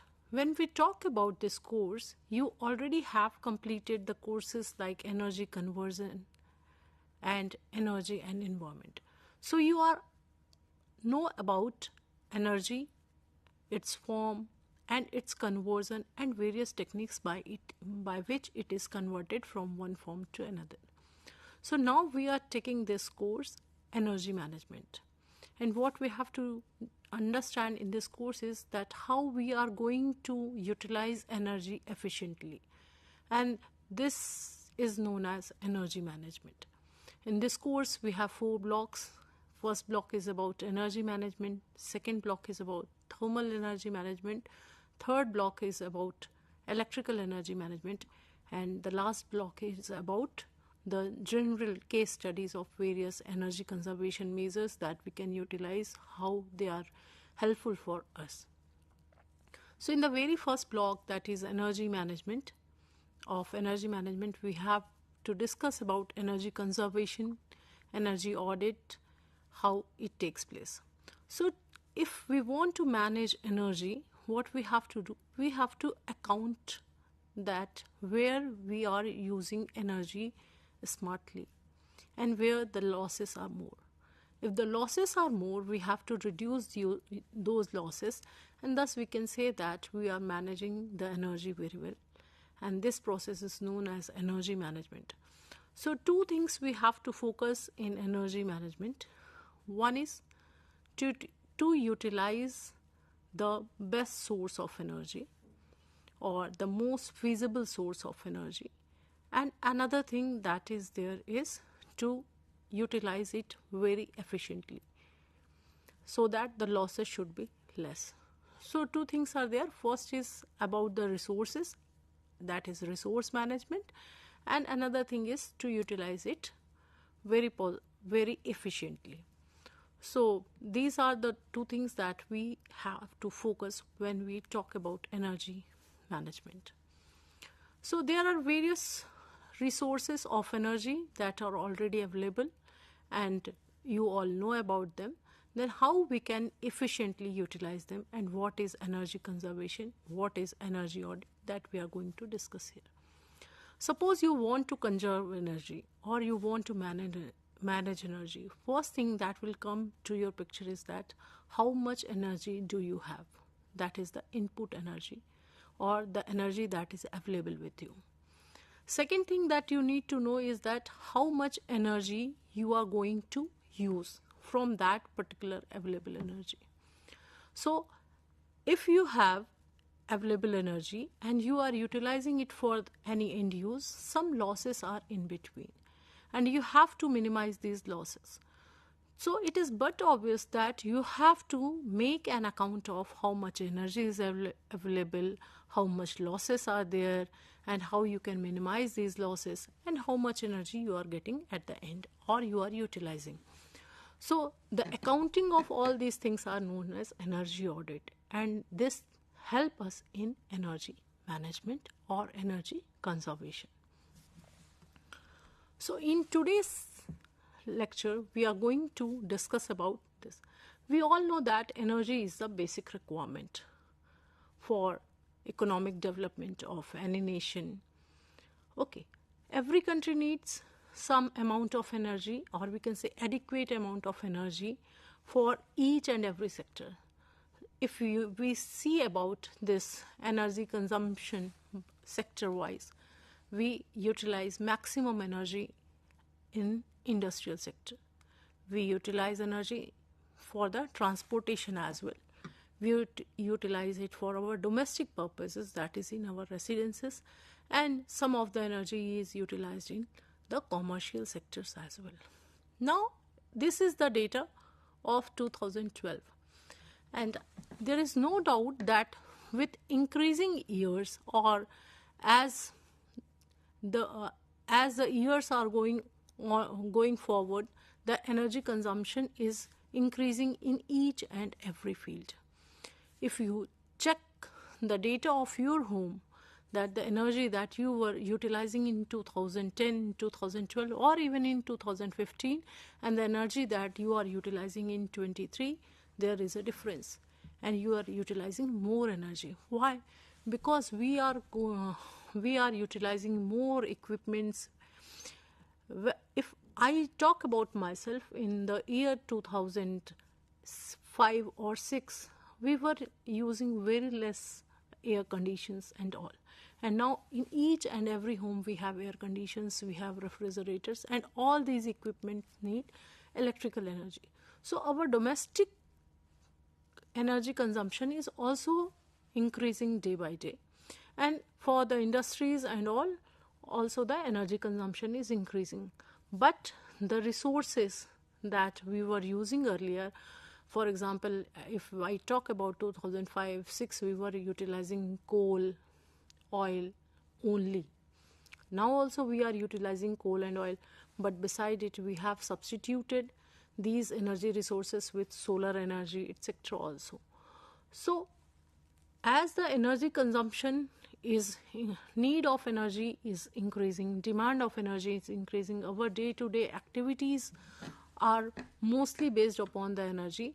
So now energy consumption is increasing, our demand is increasing, but supply is not adequate. So for that we have to make a balance, and that is also the energy management. Now, as you all know that we have learned that energy is conserved only. First law of thermodynamics says, that is law of energy conservation. It says that energy is neither created nor destroyed, it can only be converted from one form to another. And why we are converting it from one form to another? Because the energy that is available in the nature and the energy that we want to use for any specific purpose have different forms.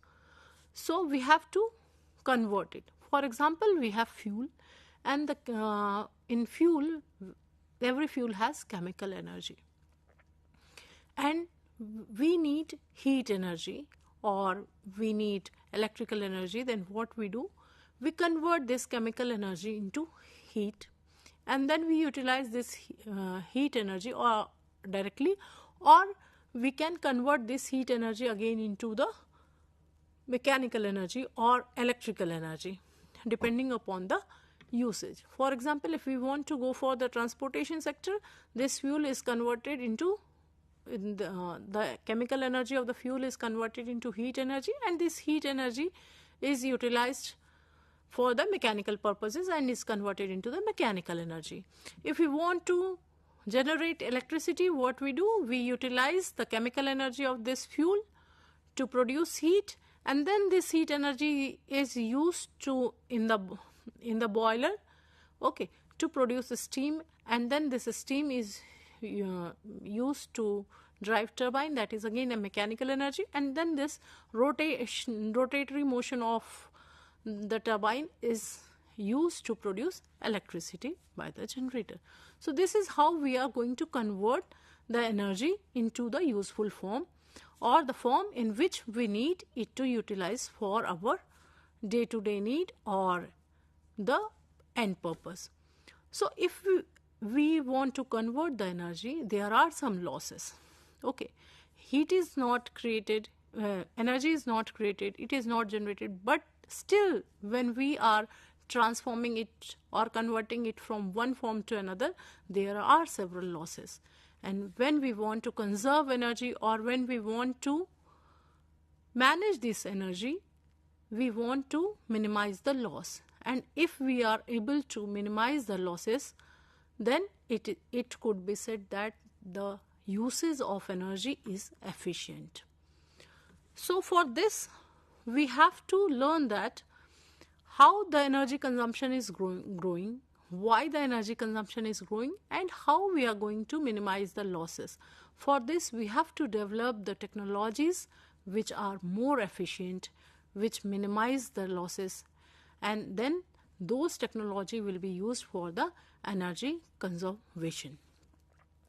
Now comes the point that why we are, earlier also we were fulfilling our need by the coal and oil, but why we are not going to utilize these things now also?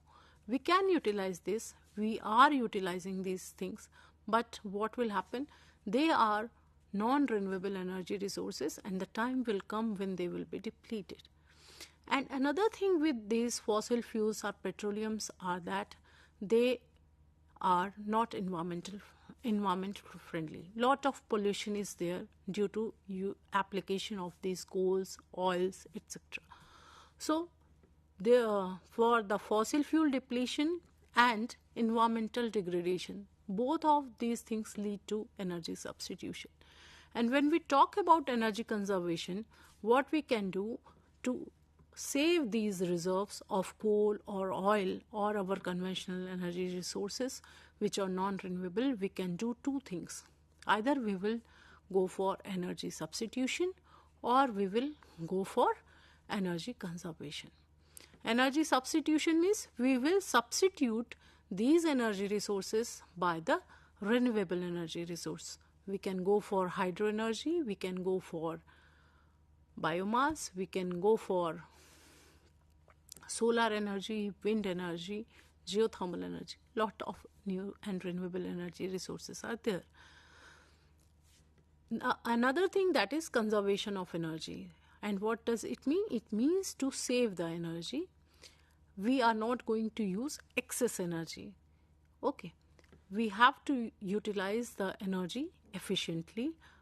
How? Either by switching to the technologies which are more efficient.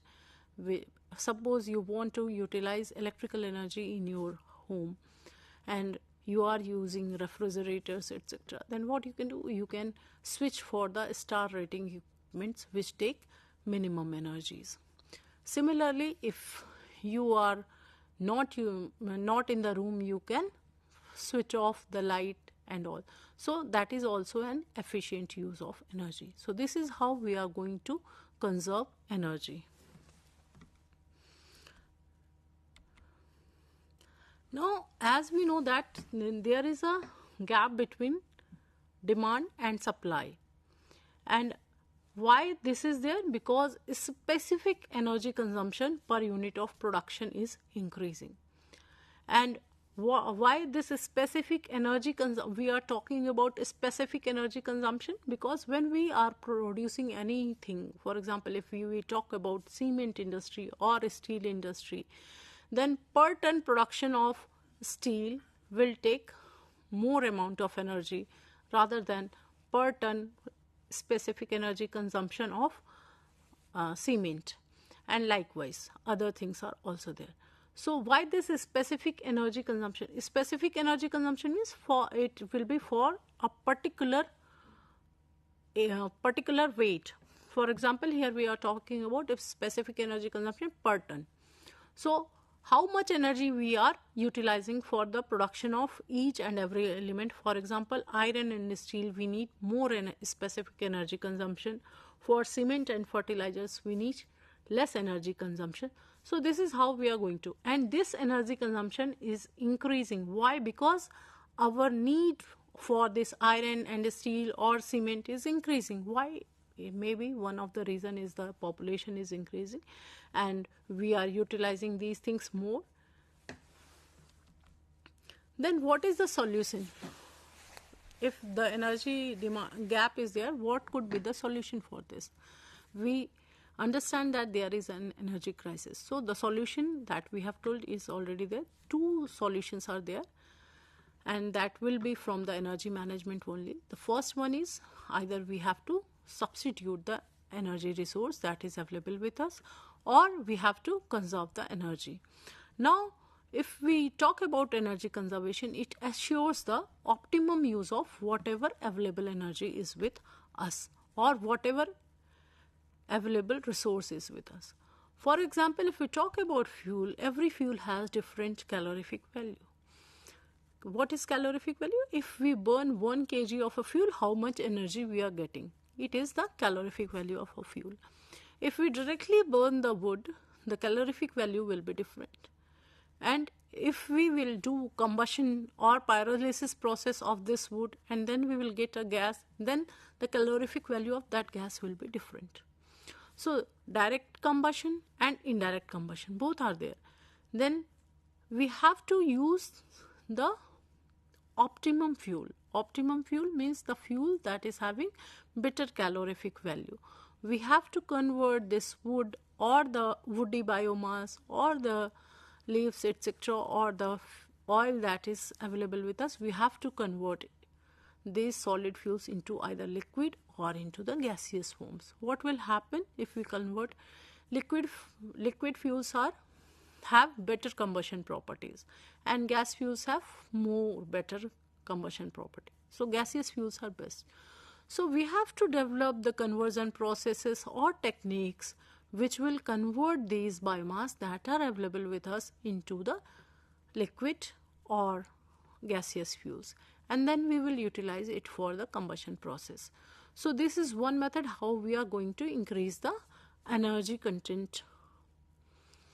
Then when we are substituting our technique or substituting the fuel, we can substitute whole technology also. Suppose we are taking the power from thermal power plant and we want to conserve energy, then we can switch towards the solar energy also.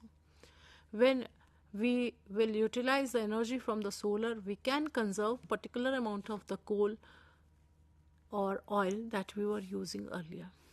But how we will follow that, whether we have to use solar energy or we have to use, so some techno-economic analysis is there. And when we do this techno-economic analysis, we have to know all about the technology and the economics that is behind these resources or technologies. So two things are there, either energy conservation or energy substitution. Energy conservation, I mean by energy conservation, saving of energy. We can use efficient process, we do not waste energy, we can minimize the losses, and these all things I count on energy conservation. And energy substitution, I am conserving energy by changing the technology that is available with me. So if we talk about the energy substitution, India is blessed with variety of renewable energy. We have sources like wind energy, solar energy, we have hydropower also, we have biomass also. So depending upon the region, we may choose the energy resource. For example, if we talk about the Rajasthan and all, lot of solar energy is available. If we talk about the coastal areas, there we have sun also, and wind energy is also there. Then we can go for the hybrid technologies where wind farms are also there and solar energy is also there. Suppose if we talk about Uttarakhand and all, there are a lot of rivers and there we can utilize the hydropower.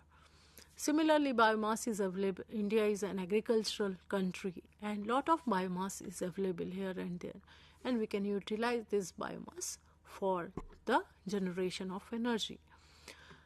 Generally in the ancient time or now also in the villages, people used to direct combustion of wood or cow dungs, etc. for the production of energy, for cooking their foods or heating water and all. So I am not saying that direct combustion should not be there, but in direct combustion there is lot of energy is wasted there, and the pollution is also more. So if we can convert this biomass into biogas, or we can convert it into the biofuel, then we can utilize most of it and the losses will be lower there. The next thing is we can utilize the opportunities of energy conservation wherever it is available. Suppose lot of electrical energy could be saved if we can change our bulbs or tube lights that we were using earlier by CFL. And nowadays it has become a common practice, and now in every houses we can see the CFLs, even LEDs, etc. Whereas once upon the time in each and every houses fluorescent bulbs were there. So likewise this, you can utilize the power factor improvement equipments as well for saving the energy. You can utilize the equipments which have better energy saving system. For example, a star rating is there which tells us that which equipment will conserve more energy, so we can go for those equipments as well. So if we talk about these two approaches for achieving, then we can utilize energy efficient devices like CFL, etc., efficient motors, etc., and we can adopt good housekeeping measures as well. What will happen in good housekeeping measures? In which it is quite obvious, then when we are not in the room, we will not leave the fan and lights switched on. We will utilize the gas, etc. When we are utilizing the energy for the cooking purposes, we have to do certain things. Suppose we can cook mostly things in the pressure cookers, it will take lesser energy. We can soak the things like rice, pulses, etc. before cooking. So why all these things? To conserve the energy. So there are a lot of housekeeping measures also which will help us to conserve the energy. Then in the similar fashion, if we go into the industry, there are also the various things to conserve energy, various measures we can adopt for the energy conservation. And as we were discussing about the techno-economics, when we go for the energy conservation in the industry, then we have to identify all these things into three categories: short-term measures, medium-term measures, and long-term measures. Short-term measures means like changing the bulb, CFLs, etc., for which we will get the payback period within a month. For medium-term measures, this payback period will be few months, and for the long-term measures, it will be for the years. Suppose I want to change the energy that I am getting from the powerhouses and all. I am going to switch towards the solar energy, and I want to get it done. Then what will happen? It will be in the long term measure, because my payback period will be more. Why? Because the capital cost is more here. Similarly, this is that we are adopting a new technology. Another thing is that at every point I have to save some energy. Suppose if I talk about paper and pulp industry, then wherever the production unit is there, how much heat is there, how much heat is wasted. So I can take an account that how I can do, if I am able to utilize the waste heat that is going outside for reheating purpose or something else, then that is also the conservation of energy. So if we talk about industries, there are various methods by which we can conserve the energy at each and every step. We can move towards the more efficient technology also, and we can adopt some measures by which the losses will be low. And to account these losses and all, we make a Sankey diagram there.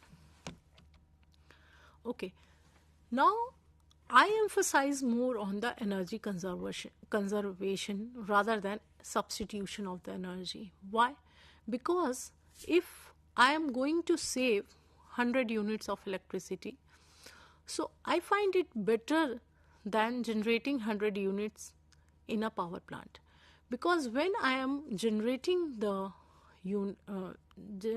power, there are certain losses there.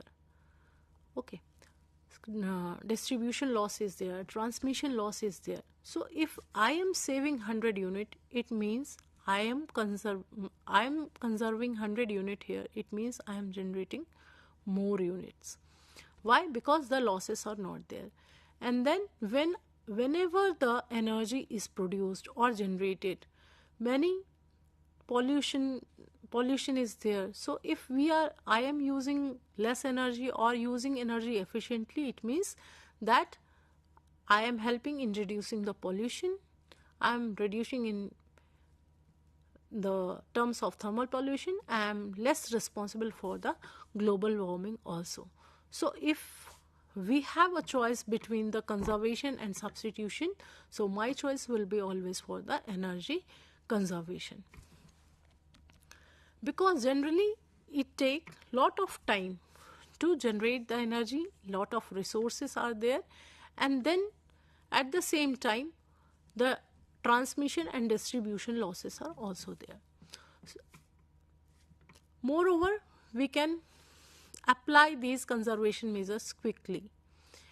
If I want to increase the capacity of any power plant or capacity of